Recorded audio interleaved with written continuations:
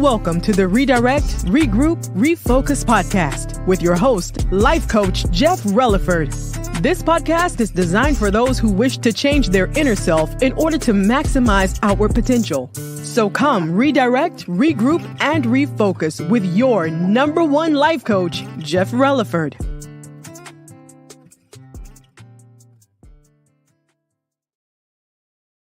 Hey, what's up, y'all? It's your boy, Life Coach Jeff, coming to you again with another episode of the Redirect, Regroup, Refocus podcast. And listen, today we are talking about leadership, and I do have another guest with me again to discuss leadership. Now, listen, we got some good reviews on the last episode we did together, so I wanted us to come back and do another episode together. So, without further ado, y'all welcome once again, Shakira Relaford. Hola, people. Hello, Jeff. What's up? Not much, girl. I sat up here. I had this idea to shoot this thing today, and I said, let me go ahead and give my sister-in-law a call one good one, because we did a good episode before. Let's redo this again. Yes, do it again. Okay. Yes, sir. Yeah. So definitely. So y'all, what we're gonna do today is we're gonna dive into leadership, and what the title says is it says what makes you qualified to do so and why. But we're going to cover a number of things. We're going to cover good leadership, bad leadership, why people believe they may be qualified for leadership, or why they may not be qualified for leadership. So that's what we're going to talk about today. So real quick, Shakira, let the people know, what is leadership defined to you? To me, leadership is a lot less about the tasks of responsibilities of what a leader should be doing, and a whole lot about connections and connectivity. And what I mean by that, more or less, is having the ability to engage with people, network with people, make some stuff happen, if that makes sense. Yeah. And having rapport, like having genuine rapport with people, right? If you think about who your favorite leader is, most times it's going to be someone who isn't necessarily, air quote, a leader in the traditional light, but it's always going to be that person that is going to fall in line, similar to a role model or someone you look up to because of the values that they have and how they carry themselves. And they're not, most times are not crappy people, right? They're not ugly in the sense of their character. Yeah. And so, yeah, you have to be a leader. To me, you just have to be able to know how to have some interpersonal skills and connection with people. Okay, that's what's up.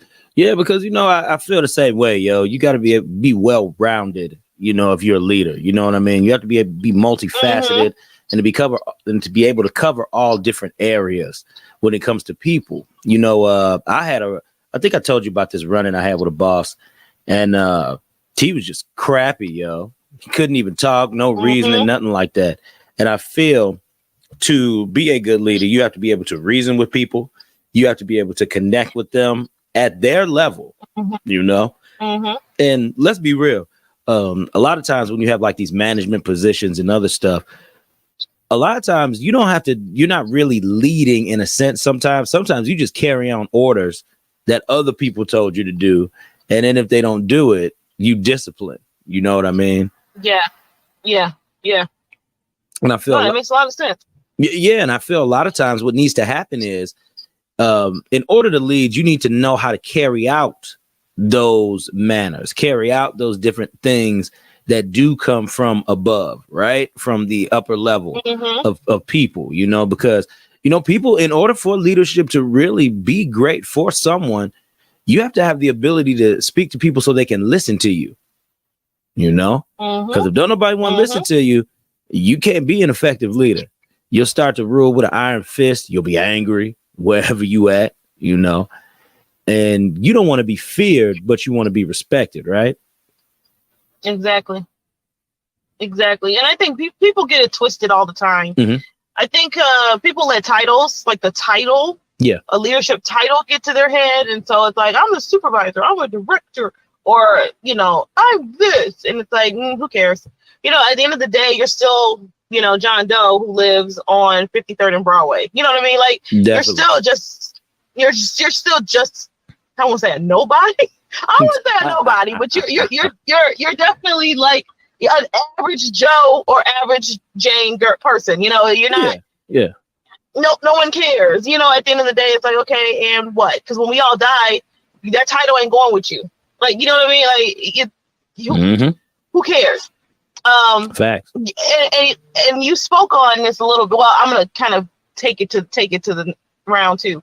But when it comes to like roles and responsibilities and charge orders, right? Like your 9 to 5, your line of work, right? Makes sense for the type of leaders that are in position because of the hard, intense labor, factory work. You know what I mean? Yeah. And all they have to do, like your bosses, are not doing any more manual labor. For real. They're just delegating, air quotes. They're making sure that y'all are doing all the work, right? Exactly. And I can see why people at your job are so excited probably to get up to the, to get that title, because then the work, they can wash their hands of the work, of the labor intensive part of it. But like in my line of work, like as a consultant and of course as an executive director, I still have work to do. I think where the supervisories differ is just like, if you've been a supervisor one place, it's really the same everywhere you go. True. And you're not telling people what to do. Like, that's not the point. The point of a leader isn't to tell people what to do and to be, like you said, this tyrant. You know what I mean? And now, forgive me, and everybody else who's listening, forgive me. I know a lot of people are not Trump supporters. Okay, I understand that y'all are not Trump supporters, but you cannot deny that Donald Trump ran this country like he ran all his businesses. His businesses are successful because he knows how to delegate, right? Tasks and roles and responsibilities to others who have strengths in areas that he don't. You do not see him, cleaning planes or cleaning his own jet. He hires people to do that who are strong, and that's their skill and that's their passion, and they love cleaning and they love doing these things, right? He is going to just say, I'm going to invest my money into A, B, C, D, E, F, G, right? But I'm not running and spearheading all of those tasks.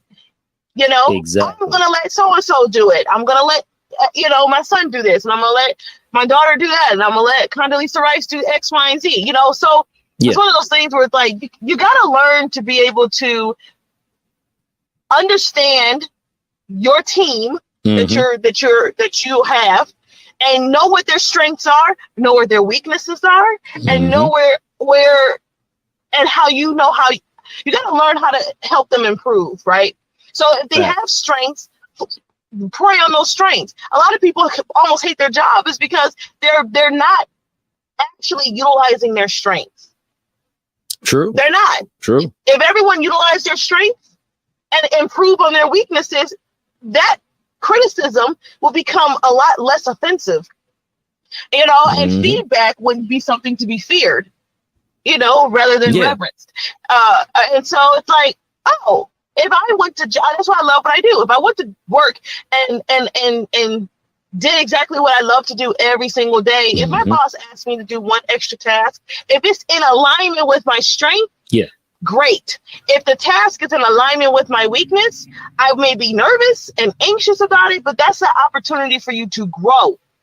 So don't see it as something to be feared. When you are working, or you have a boss that is inviting a welcoming space or a safe space, or that's almost a diversity, equitable, and inclusive space, you have your employees, your team, you as that individual on the other side of the fence can thrive. And in turn, your boss can thrive with you. You know what I mean? And so that's true. I think people think that, leadership is like this big tyranny thing, and that it has nothing to do with that. But again, like you said, it has all things to do with connections. You gotta know how to deal with people. You're dealing with people. It's more internal, right? That's you don't have to like it, but you gotta know, you gotta have that skill. Like, don't think you're gonna go far or be this great leader if you don't know how to deal with people. Yeah, connect with people. Yeah, you hit everything right where it need to be, because that's the thing, y'all feel. And like you said, making that reference to Trump. And I want people to know, who are listening to, we're not here to have a political debate. We're just talking about leadership skills. So the point that she made was, listen, Donald Trump is great at delegating. Like she said, stick to the point, people. He's great at delegating, telling people where to go, because he knows he's not qualified to do certain things. In my eyes, that's just working smarter and not harder. You know what I mean? Exactly. Yep. Because in order to be an effective leader, it's like Shakira was mapping out. You got to know how all the pieces of the puzzle fit. And if you don't know and understand how all the pieces of the puzzle fit, that's how you more than likely fail. You know what I mean? I'm going to tell you like this, like me and my cousin, Shakira, we're going to start doing this production of podcasts with people and everything. So with us doing this, he knows what my strength is. He knows that I can go ahead and get all this stuff set up, boom, bada, bam, done. And he also knows that I can go ahead and I can close a sale with that too.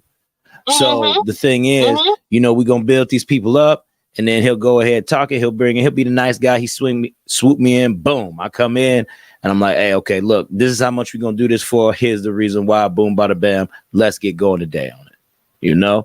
But it's just knowing the dynamic of the squad. And also with knowing the dynamic of the squad, attitude has to play a role. Let's talk about that tyrant attitude we were speaking of earlier, and why that's not good and effective as a leader. So what do you think about it? I would say it's there's so many reasons, right? But I'm going to touch on the more like relevant ones, more or less. Being a tyrant or being a Fidel Castro, God rest his soul. But right, like, you cannot. Hey, I just figured, why not? Yeah, again, not to be political. I understand the level of communism. However, right? However, I don't think it would be that bad if there weren't people like Hitler and Castro and all these other, dictators, right? Who put themselves in place of God, wanting to be worshipped and adorned and all these things. It's like, number one, as a leader, you need to know your role. Know your role. Your role ain't to play God to your team. Your role ain't for them to worship you and bow down to you and all that other stuff. No. It doesn't work. People like to be respected. Yeah. People love to feel good about the things that they're doing. If I went to work and I can say this because I've had jobs like this, and I witnessed it, where people literally go to work and they hate their jobs. Why? And they change from job to job to job, or they're going from one opportunity to the next the next. And it's like, well, why is that? Well, I can guarantee you they've had a boss or run in with a boss or someone higher than them, above their pay grade, who has spent all their time and interaction criticizing them, belittling them, and honing in on everything that they're doing wrong. And they didn't get enough or hear any positive reinforcement. They didn't get access to that dopamine of, wow, I really love that you did X, Y, and Z, or I really appreciate you, or anything like that. So if I go to work and that's all I hear, and I'm getting beat down repeatedly over and over and over, right? It's like slavery. There was no such thing as an enslaved person, right? Receiving some level of positive reinforcement. You cannot tell me that. And if you want to prove it, fine.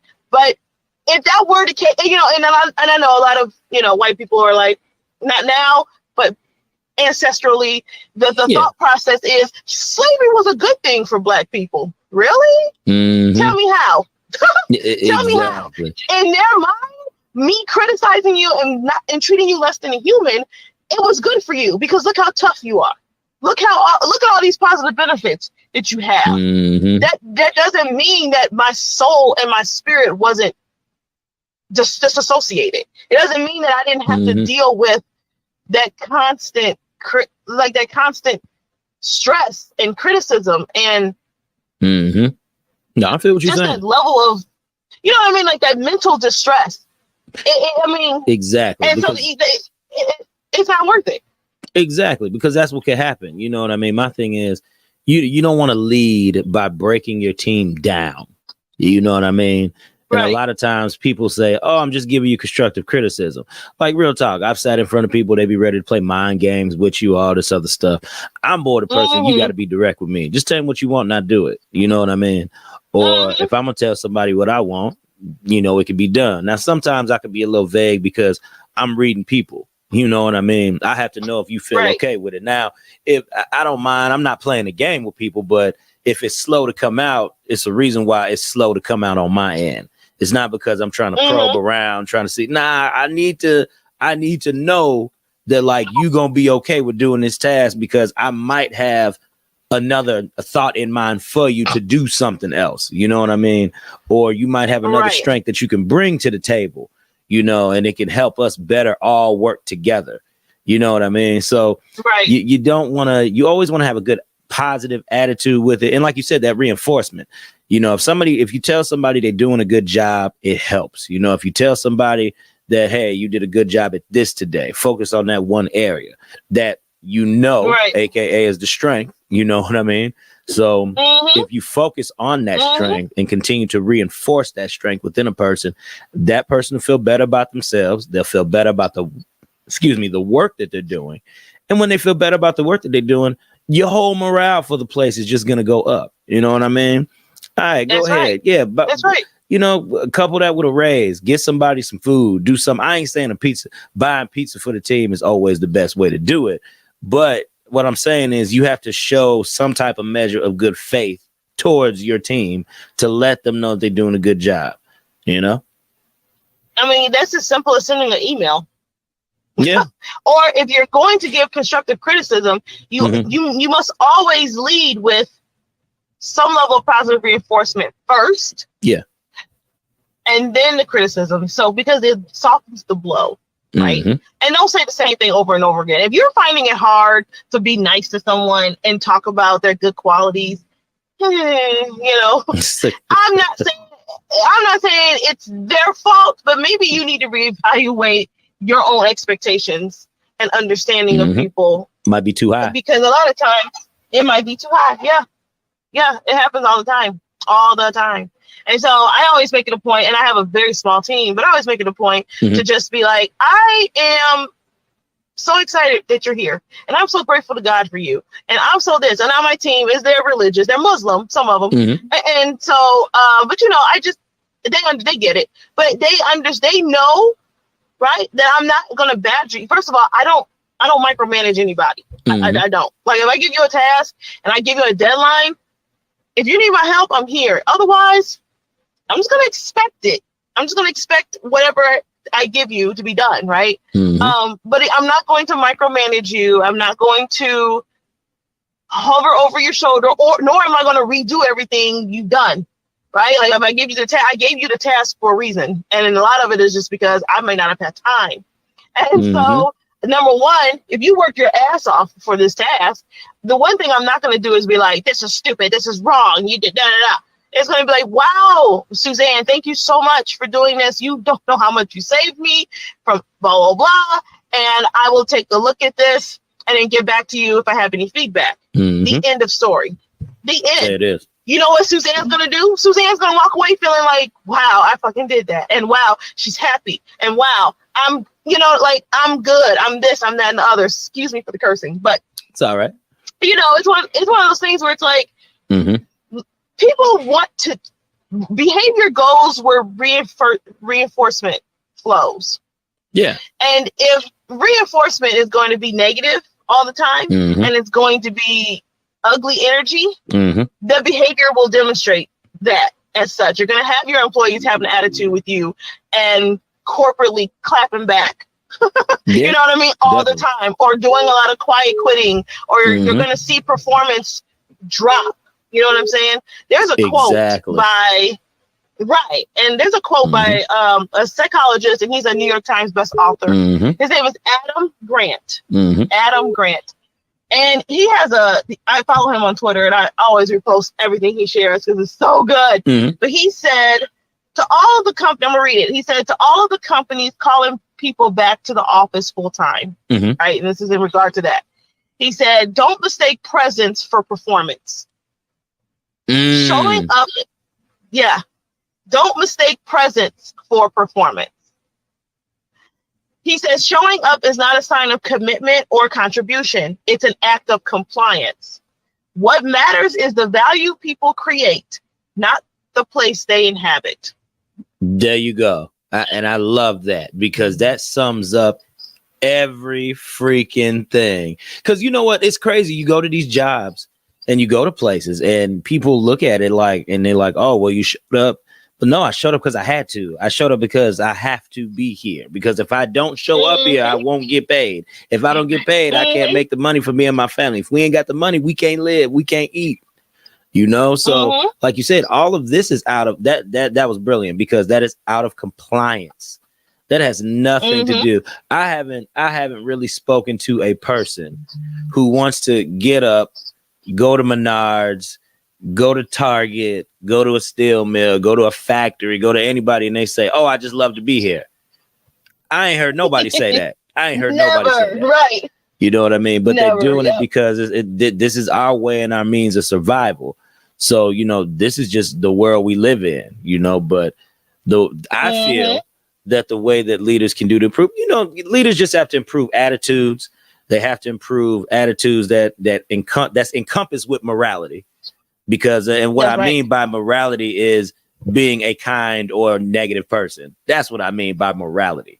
Because when you're trying to lead and you're leading with a moral heart, you know, you want to treat people right, but you want to make sure things are getting done. Now, disciplinary wise, I feel that I'm going to tell you how I feel about discipline real quick. I feel that discipline is often used at some jobs in the wrong way. I feel that it's used in a way as a scare tactic, as opposed to being a teachable moment for a person to try to understand why they are wrong. You know, a lot of bosses don't want to explain why you're wrong, why the person is wrong, or why they're not doing what they're supposed to be doing, how it affects everything else. They just say, oh, you're just not doing it. So this, and if you don't clean up your act, it's just going to be this, that, the third. But tell me why I have to clean up my act. You got to tell, sometimes you have to tell people the harsh consequences if they don't comply, right? Yeah, I'm telling you, it's just wild, because I feel that people lack the understanding of why and how everything fits that particular position. Now, some places you'll go, the expectation's already there, but I feel that every job you go to, there's still a gray area where the expectation is unknown, and you're not really gonna know the known expectation until you go through some wrongdoing, some hiccups, some slip ups. You know what I mean? Because while everything is going good, nobody will have nothing negative to say. Nothing negative to say. But it's only when you mess up that one or two times, they don't want to put it. They just want to say, oh, you're slipping here. Like, what's going on? They'll ask you what's going on. But a lot of times, people just doing the job. Sometimes they don't know that they slipping. Sometimes they don't know that something has to be done a specific way, because they might have been trained or shown that particular way, and people were cutting corners. You know what I mean? So one of the lines that kills me is that people say, well, oh, this is what you have to do because this is what the rules say. But then now you want to start enforcing rules, and you didn't enforce the rules before time. That's something I can't stand. Right. I cannot stand that at all. Gets on my nerves. You have to. I always tell people I consult with, both nonprofit, for-profit side. You know, after you establish your business, the next thing you need to do is sit down and do your standard operating procedures. Do your policies, do your procedures, put together your handbook. Put together those rules, air quote, rules and regulations. Here's why. Number one, when that gives you an opportunity to be able to, air quote, onboard your team, right, effectively. And that will increase retention, right? So that way you don't have a high turnover with your job, because people are going to know what the expectations are and what they are not.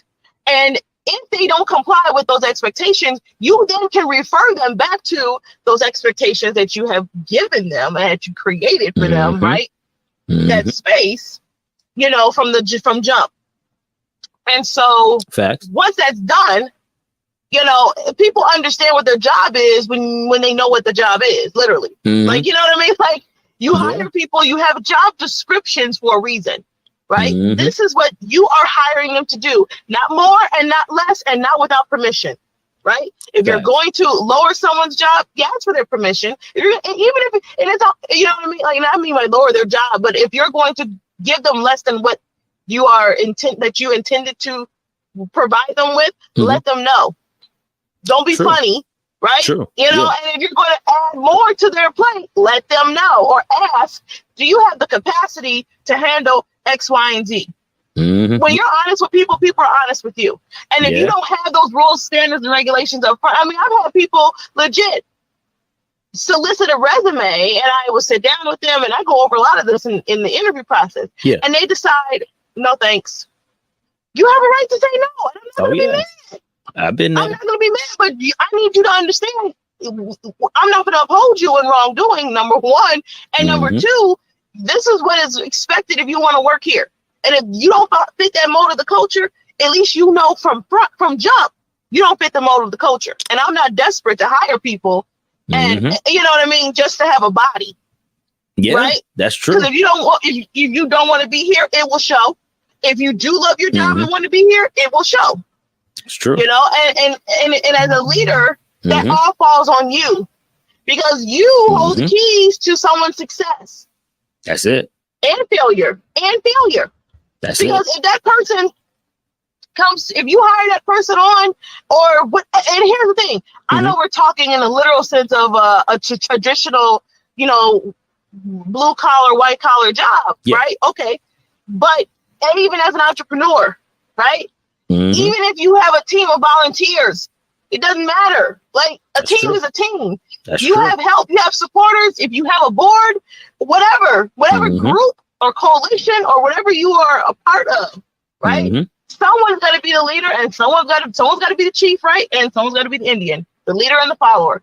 And so, if you run your business as the leader, because you are the entrepreneur, you can't run as the Indian. You got to be the chief. That's true. You got to act like that and think like that and behave in that way. You're not bossing other people around, and you're not better or less than anybody. But you understand your position. My position is, right, to ensure that my customers, my users, my audience, right, is having, right, the experience that I would want to have if I were in their position. You're giving them quality expertise, quality coaching, quality consulting, quality business, quality, whatever it is of high quality, of high value. And you want that team to match that.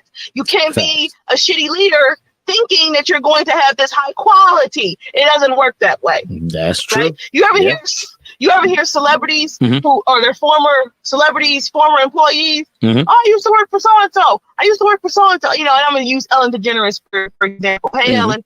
Her staff repeatedly. And here's the thing. If one or two people say something, you got to wonder like, oh, okay, well, it could just be them, right? That's it, yeah. Now, if more than that, 5, 10, 20 people, even though they signed an NDA, right? The NDA is only valid for what, 2 years, 3 years? Something like that, yeah.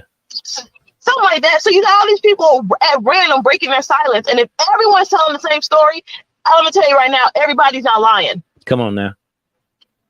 Everybody can't be lying on you about the same thing. Really? Yeah. So the things that I've heard about, right? Yeah. And even guests, people who've been on her show have also validated some of the stuff that has been said about her as far as a leader and things like that. And so it's one of those things where it's like, oh, it makes you look at her. Well, sometimes it can make you look at her very differently, right? Because everyone loves Ellen until you realize who she really is. And it's like, wow, whoa, okay. And you know what? I mean, your character will precede you well before your name. Definitely. People are never going to remember what you said, low key, or but they'll, or what what you wore, but they'll always remember what you done for them and to them, how you treated them, That's it. I hear you. How you treated them is what's going to last. So, true. Yeah, it's just one of those things where it's like if you think you're ready to step into leadership, yeah, there are things you need to know. There are things you need to do, to be effective. Facts. To be effective. Facts. If you think here's what if you are not ready for leadership, if you are still maintaining a selfish attitude and a selfish mentality.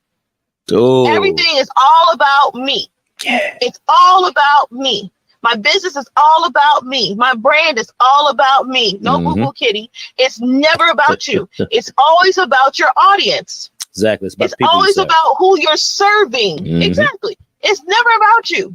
Never. So get your head out of every other place that it's at and put it right on your shoulders and be humble. Okay. Leadership is not for you if you cannot maintain day-to-day tasks. And this goes beyond procrastination. If you cannot consistently do what you know you're supposed to do to be successful, at least every day, at least 2 days a week, 3 days a week, whatever. Oh, yeah, definitely. If you don't have the motivation or the compassion or passion, it's like, how do you run a business and legit not have your ducks in order? Right? True. If you come out and let's say, and I've seen this happen. I go to vendor fairs every now and then. I go to vendor fairs. I'm gonna do more now that I'm a private broker. Okay. I'm private money broker for real estate.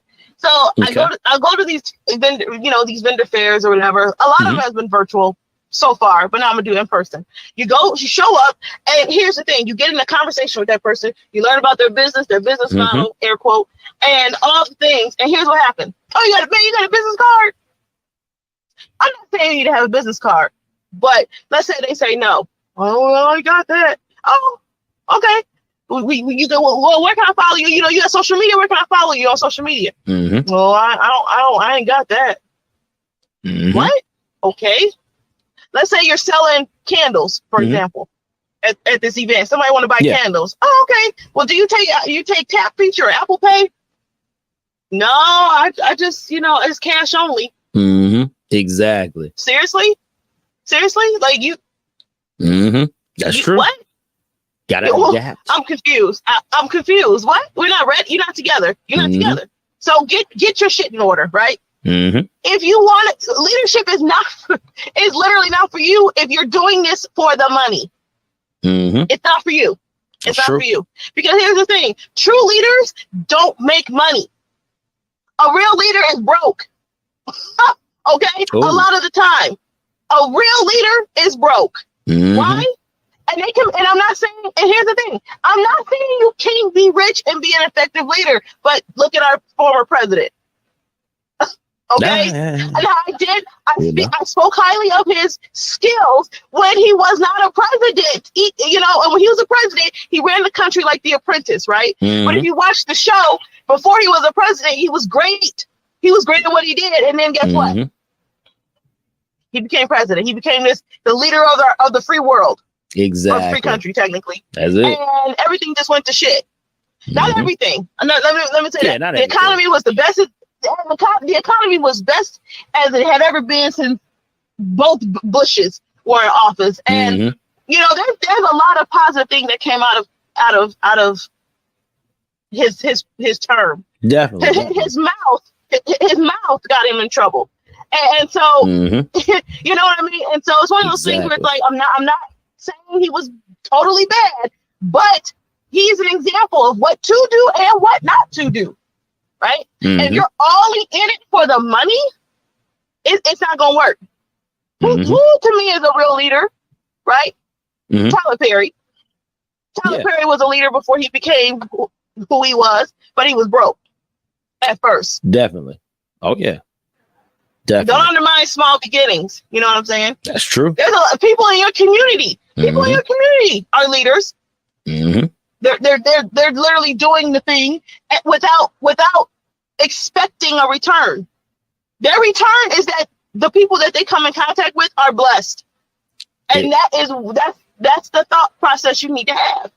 Exactly. You got to be humble. You got to have some humility. And you got to just not be an a-hole, people. Don't be an a-hole.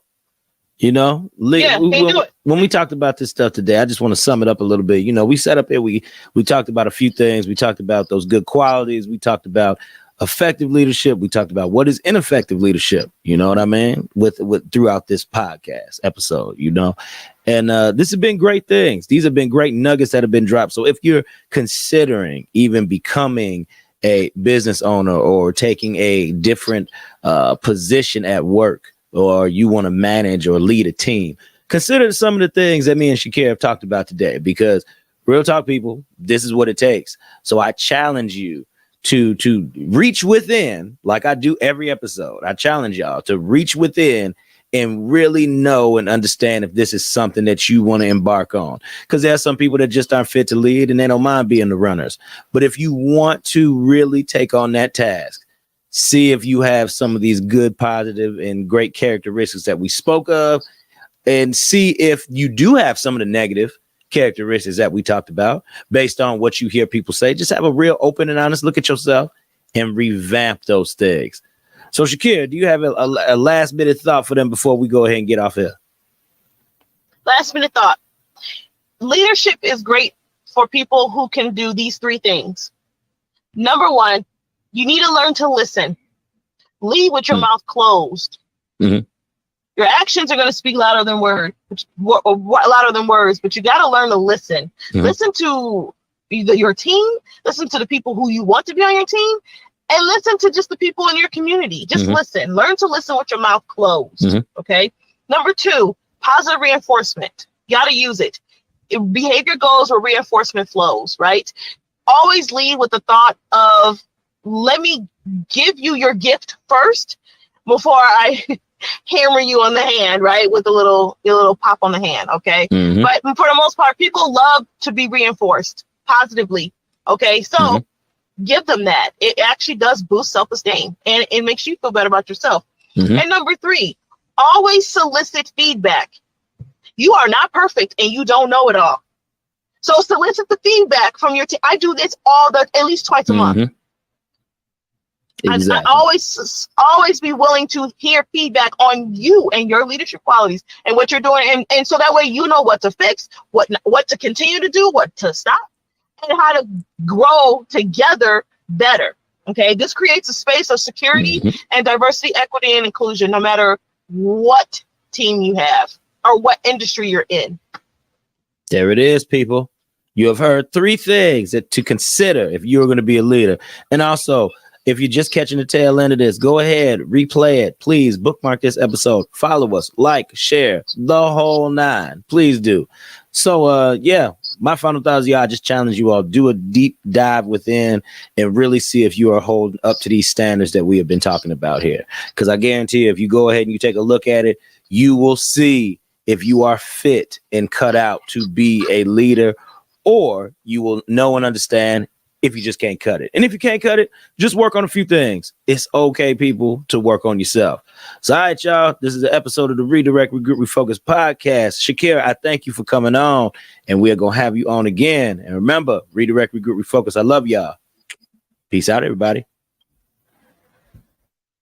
Thank you for listening and tuning into the Redirect, Regroup, Refocus podcast. We do thank you and appreciate and value you as a listener. Now, I would like to just throw in, please follow us on social media.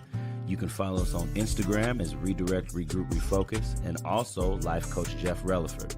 You can also find me on Facebook as Jeff Relaford. That's my personal page. Go ahead, give me a follow there. I always put up some good inspirational content. And also the business page, Redirect, Regroup, Refocus on Facebook as well. So, all right, you all, thank you for tuning in. And next week, we will be here again. Remember, Redirect, Regroup,